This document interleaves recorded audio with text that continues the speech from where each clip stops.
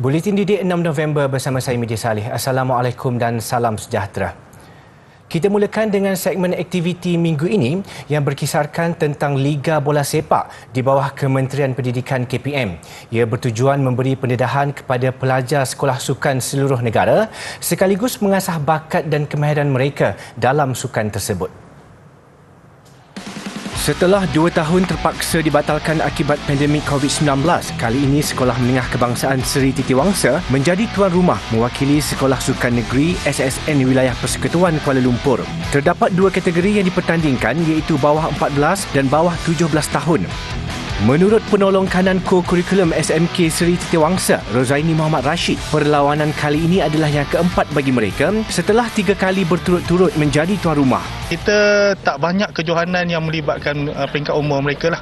So untuk peringkat negeri, dalaman untuk negeri, kita hanya ada antara zon dengan antara sekolah saja. Itu pun pelibatan kami pun dilihatkan sebab kami pasukan sekolah sukan negeri kan. Memang kami cuba dapatkan perlawanan-perlawanan persaingan daripada luar lah. Kalau ada kejohanan-kejohanan yang dilangsungkan di luar, kami cuba masuk untuk sebagai bertanding untuk pendedahan kepada mereka. Kami memang setiap hari ada latihan, tapi bila perlawanan tu tidak ada, jadi dia macam tergantung sikit lah. Jadi bila ada kejohanan macam ni, kita boleh terapkan apa yang kita dah latihkan pada pelajar-pelajar tu untuk perlawanan lah. SMK Seri Titiwangsa menang 4-0 ke atas SMK Mutiara yang mewakili SSN Wilayah Persekutuan Labuan. Kemenangan itu diharap dapat menjadi pemangkin semangat mereka untuk ke peringkat seterusnya. Saya gembira lah sebab lepas 2 tahun kita PKP duduk rumah je kan. Kita dah dapat kembali main bola macam biasa, dapat jumpa kawan-kawan balik. So dapat main as a team, kita ada macam rasa semangat tu lain macam sikit lah sebab 2 tahun tak dapat ni kan, tak dapat main bola. Kejohanan seperti ini diharap dapat diteruskan agar mampu melahirkan pemain bola sepak berkualiti dan bertaraf antarabangsa.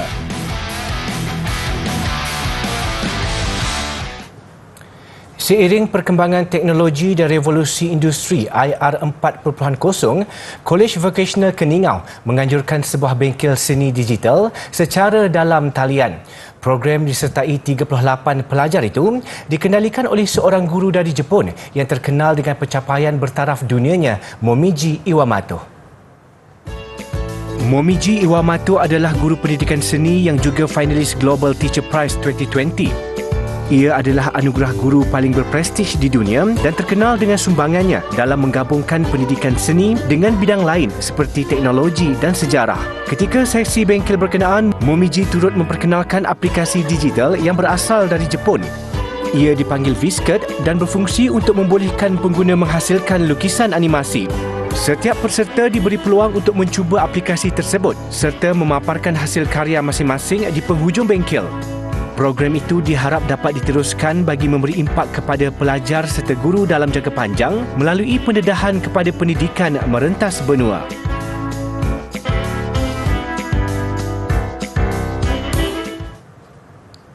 Kerajaan Negeri Pahang bakal membina sebuah sekolah K11 iaitu Sekolah Model Khas Komprehensif 11 untuk masyarakat orang asli. Ia membolehkan mereka mengikuti pendidikan selama 11 tahun iaitu 6 tahun di peringkat rendah dan 5 tahun menengah.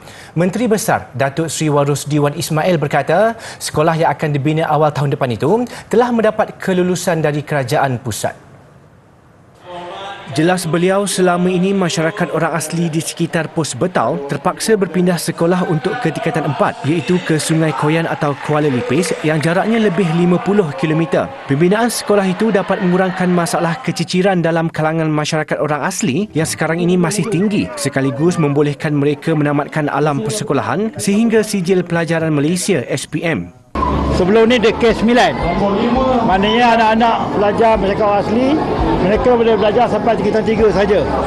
Tetapi sekarang ni kerajaan persekutuan telah pun bersetuju pada dasarnya untuk meneruskan sampai ke tingkatan 5. Jadi maknanya anak-anak kita yang selepas tingkatan 3 tak payah pergi ke Koyan, tak payah pergi ke Lipis.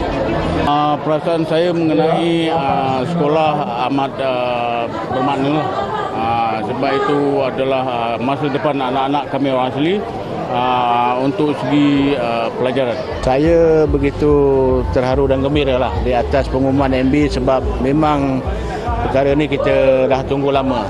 Sebab untuk memudahkan anak-anak kami belajar, tak perlu lagi pergi ke Sungai Koyan dan ke Kuala Lumpur. Jadi adanya sampai tingkatan 5 di Pos Betau, orang kata alhamdulillah lah. Alhamdulillah kira sangat baik. Kerajaan negeri juga telah memperuntukkan 7.5 juta ringgit bagi membina 100 unit rumah rakyat Pahang RRP mulai tahun depan untuk masyarakat orang asli seluruh negeri itu.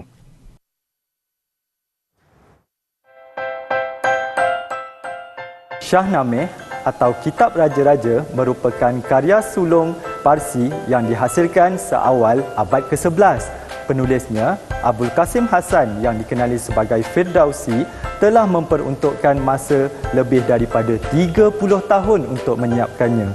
Karya yang terdiri daripada 60,000 bait-bait berirama yang dipanggil mutakarrib ini merupakan epik kebanggaan Parsi. Isi kandungannya yang menceritakan sejarah Parsi dan bersulamkan mitos ini turut merangkumi kisah pemerintah-pemerintah legenda sehinggalah era kemunculan Islam. Sebagai seorang pakar bahasa Parsi, Firdausi menggabungkan lenggok bahasa asli dan moden. Edisi Syahnameh terkemudian yang ditempah oleh Raja-Raja Parsi turut dimuatkan dengan lukisan-lukisan beriluminasi pada helaian emas. Ia merupakan antara yang paling jarang ditemui dan paling berharga di antara manuskrip Islam.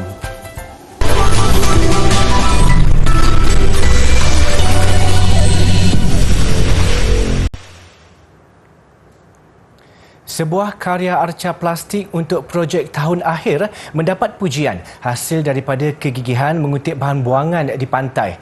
Penuntut ijazah sarjana muda seni halus dari Universiti Teknologi Mara UiTM Sri Iskandar Perak, Arif Ashraf Badruzaman membuktikan ianya bukan mustahil.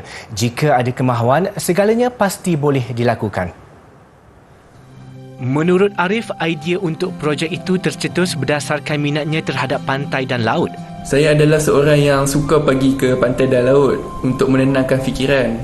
Tetapi berdasarkan pengalaman saya yang melihat pencemaran laut itu sendiri, jadi timbullah idea untuk saya menggunakan isu pencemaran laut itu untuk tema final year project saya semasa ijazah. Disebabkan rasa cinta itu, Arif sedikit sebanyak merasa bertanggungjawab untuk menjadi antara individu yang dapat mengetengahkan isu pencemaran laut supaya ia dapat diselesaikan secara berkala. Menerusi arca yang dihasilkan, ada mesej yang mahu disampaikan.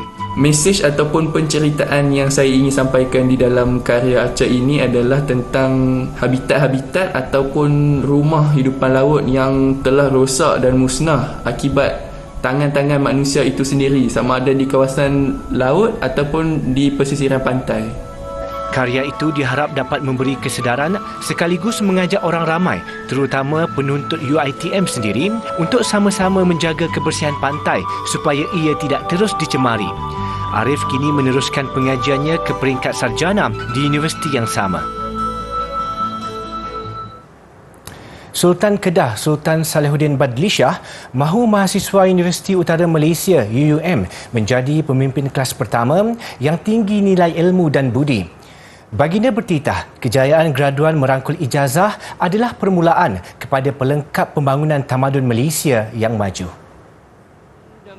Sultan Salehuddin bertitah, jika menjadi pemimpin tidak kiralah pemimpin rumah tangga maupun organisasi, setiap individu itu harus menjadi pemimpin masyarakat berminda kelas pertama.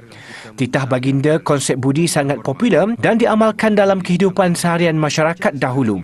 Orang yang berilmu, jika tidak ada budi pekerti, maka kebijaksanaannya akan hilang. Baginda bertitah pada Majlis Convocation UUM ke-34 yang berlangsung di Dewan Muazzam Shah UUM Sintok siang tadi. Terdahulu, Sultan Salehuddin yang juga Chancellor UUM berkenan mengisytiharkan sesi pertama majlis itu serta menyampaikan ijazah kepada 275 graduan. Seramai 6,611 graduan yang menamatkan pengajian pada 2021 menerima ijazah masing-masing pada Majlis Convocation berkenaan.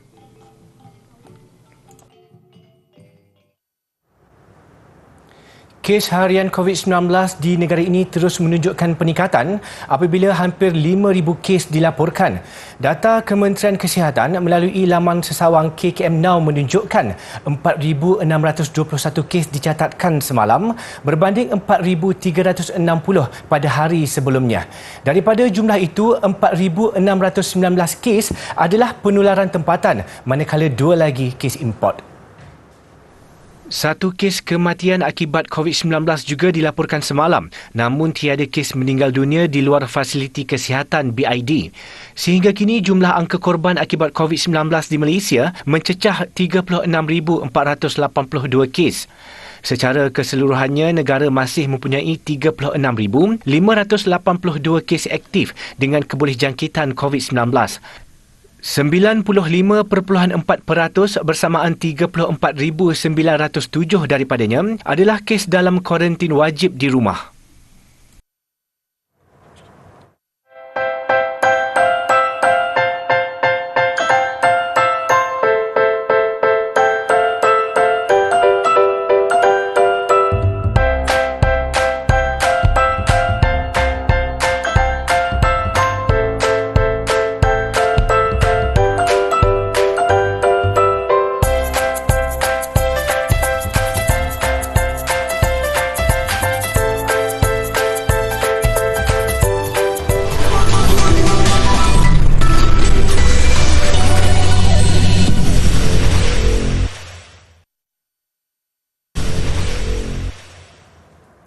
Penyertaan sekumpulan OKU membuka gerai jualan di Festival Seni Insan Istimewa amat memberangsangkan. Ia juga medan terbaik buat golongan istimewa itu untuk berdikari dengan mengusahakan perniagaan sendiri. Bagi Tang Yok Ching yang kehilangan 2 belah kakinya sejak 5 tahun lalu, program seperti ini mampu menaikkan semangat insan lain yang senasib dengannya. Lebih mesra disapa sebagai Teresa Teng, peristiwa itu nyata tidak mematahkan semangatnya, sebaliknya terus cekal meneruskan kehidupan tanpa mengharapkan bantuan daripada mana-mana pihak. Ini adalah kali pertama dia menyertai Festival Seni Insan Istimewa yang dianjurkan Persatuan Karyawan Malaysia, Karyawan itu. Sebelum ini, dia hanya menjual rempeyek dari rumah dengan jiran-jirannya membantu memasarkan produk tersebut. We can do so many things. We are disabled, but I don't call ourselves disabled. We are able to do things. Menurut Presiden Karyawan, Datuk Freddy Fernandez, antara objektif festival ini ialah untuk memperkenalkan bakat-bakat dalam kalangan OKU. Festival ini untuk mengetahkan bakat-bakat OKU, khususnya dalam bidang seni lah, kerana kita panggil dia Festival Seni Insan Istimewa. Jadi pada masa yang sama kita beri peluang lah kepada mereka untuk yang berniaga untuk buka booth, gerai-gerai untuk menjual produk-produk mereka. Rata-rata peniaga yang ditemui juga menyambut baik inisiatif itu. So far okay, very good. Bagus untuk kami lah. Kami pasal yang ini ramai belum tahu orang buta boleh buat macam benda ni. Ini bangku. Orang tak nampak pun boleh buat benda-benda macam ni lah. Malah ada yang berharap agar program sebegini dapat diteruskan pada masa akan datang dengan lebih meluas. Kalau boleh, event-event seperti ini diluaskan kepada negeri-negeri lain. Sebab kalau kita lihat di Kuala Lumpur, OKU yang saya nampak hari ini, golongan OKU, Alhamdulillah mereka dapat terimpak benda ni. Tetapi di negeri-negeri lain mungkin ada sedikit kekurangan untuk expose satu-satu benda yang OKU tak dapat. Program dirasmikan Pengarah Jabatan Kebudayaan dan Kesenian Negeri Wilayah Persekutuan Kuala Lumpur, Hidayatul Ain Muhammad Azmi. Festival turut dimeriahkan dengan persembahan daripada artis istimewa, selain turut menyediakan pertandingan mewarna untuk kanak-kanak bawah 12 tahun.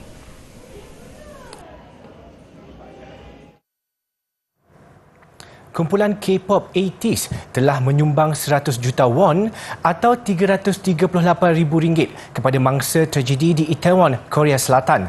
Persatuan Bantuan Bencana Hope Bridge Korea memaklumkan sumbangan adalah bagi membantu bangsa yang cedera dalam insiden itu serta waris mangsa yang terkorban.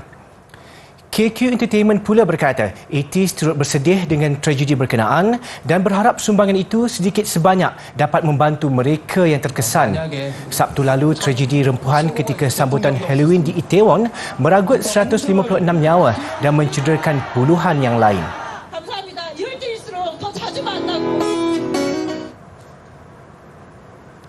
Anggota kumpulan Blackpink Lisa melakar sejarah lagi menerusi lagu solonya La Lisa. Selepas lebih setahun dilancarkan, La Lisa berjaya mengungguli carta lagu top iTunes di 103 negara. Ia sekaligus mengatasi rekod yang dipegang Adele sebelum ini, iaitu 102 negara. Penangan La Lisa juga nyata lebih hebat kerana Adele meraih pencapaian itu menerusi 2 buah lagu, iaitu Hello dan Easy on Me. Ketika ini, Lisa sibuk menjelajah Amerika Syarikat untuk konsert Born Pink bersama Blackpink.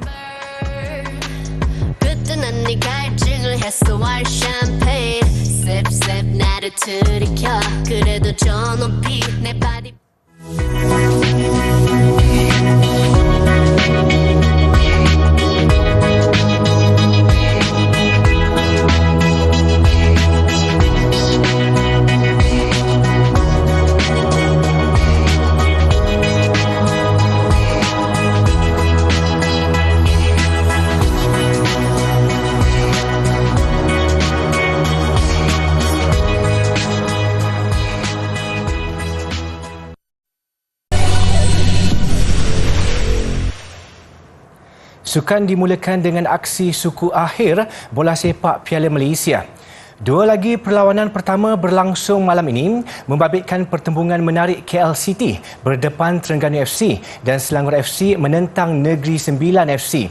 Jelas sukar diramal berdasarkan reputasi setara keempat-empat pasukan meskipun KL City dan Selangor miliki kelebihan awal selaku tuan rumah.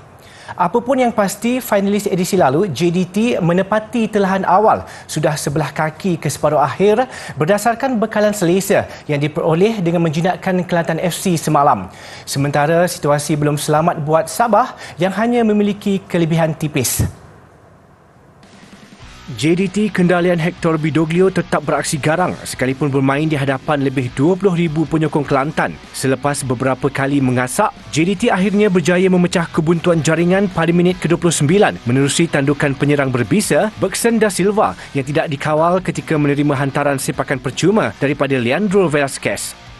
Kelantan yang turun tanpa hikmat penyerang utama Nur Syamil Abdul Ghani akibat kecederaan sekali lagi tertekan apabila dibolosi buat kali kedua melalui tandukan penyerang kebangsaan Syafiq Ahmad yang memanfaatkan hantaran Afiq Faizal minit ke-37. Bersambung babak kedua, JDT terus mengekalkan penguasaan dan hasilnya Leandro berjaya merobek gawang Kelantan buat kali ketiga minit ke-73. Bagaimanapun, 2 minit berselang, kegembiraan JDT sedikit terencat apabila Afiq dilayangkan kad kuning kedua selepas mengasari Muhammad Ikhwan Yazik. Kelantan cuba bangkit memanfaatkan kekurangan pemain JDT selepas itu, namun keputusan 3-0 kekal sehingga whistle penamat. Apapun, Kelantan juga akan kehilangan seorang pemain di bahagian tengah menjelang suku akhir kedua di Stadium Sultan Ibrahim Iskandar Puteri Jumaat ini apabila Jasmir Mehat dilayangkan kad merah ketika permainan sudah pun berakhir.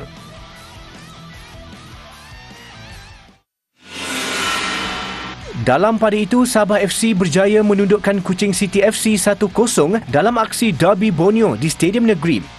Kuching City bimbingan Irfan Bakti Abu Salim terlebih dahulu melancarkan serangan berbahaya ke kubu Sabah, namun tiada penyudah sempurna mampu dihasilkan tuan rumah.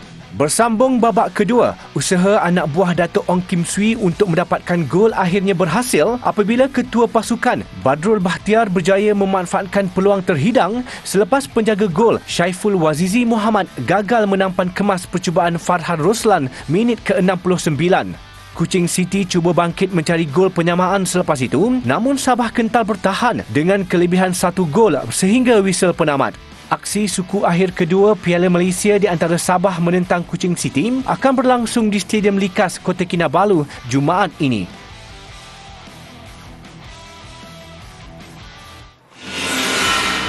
Sementara itu, kempen rugby Piala Agong 2022 membuka tirainya semalam dengan 4 perlawanan berlangsung. Pasukan Putrajaya melaungkan amaran awal sebagai antara pasukan yang perlu diberikan perhatian menerusi kemenangan besar 77 berbalas 3 ke atas Selangor. Seawal minit pertama lagi, Putrajaya melakukan try menerusi Jerry Kavekai diikuti Muhammad Zarif Afandi, Muhammad Zahir, Simeon Tuivanovui Bulai, Sharif Nur Hidayat Muzaime dan K. Dineshwaran memastikan Putrajaya menutup babak pertama mengumpul 46 mata. Selangor yang mendapat satu penalti disempurnakan Lee Chapman sebelum rehat terus berhempas pulas menangani asakan lawan. Mereka terpaksa akur membenarkan Putrajaya mengutip tambahan 31 lagi mata di separuh masa kedua untuk keputusan penuh berkesudahan 77-3 di penghujung perlawanan.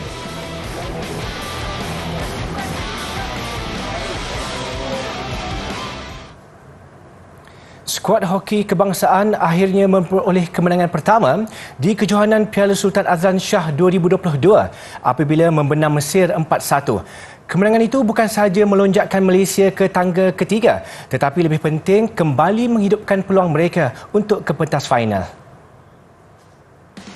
Ribuan peminat memenuhi Stadium Sultan Azlan Shah di Ipoh bagi memberi sokongan padu kepada skuad kendalian Arul Selvaraj.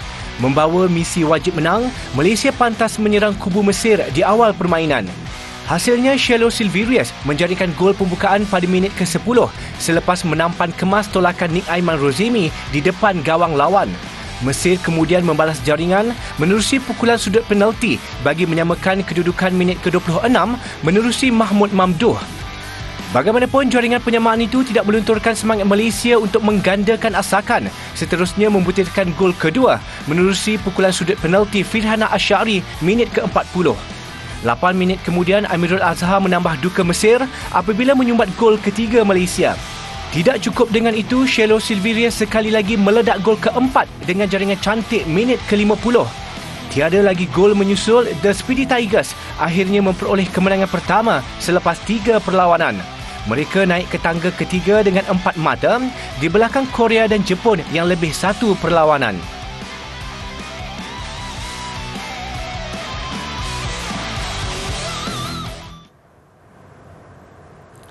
Mengakhiri buletin didik, paparan perlumbaan basikal antik roda tinggi dikenali sebagai Penny Farthings di Prague, Republik Czech yang menyaksikan peminat basikal antik itu berhimpun pada acara tahunan tersebut. Saya Mijie Saleh. Assalamualaikum, selamat hormat. Kita jumpa lagi.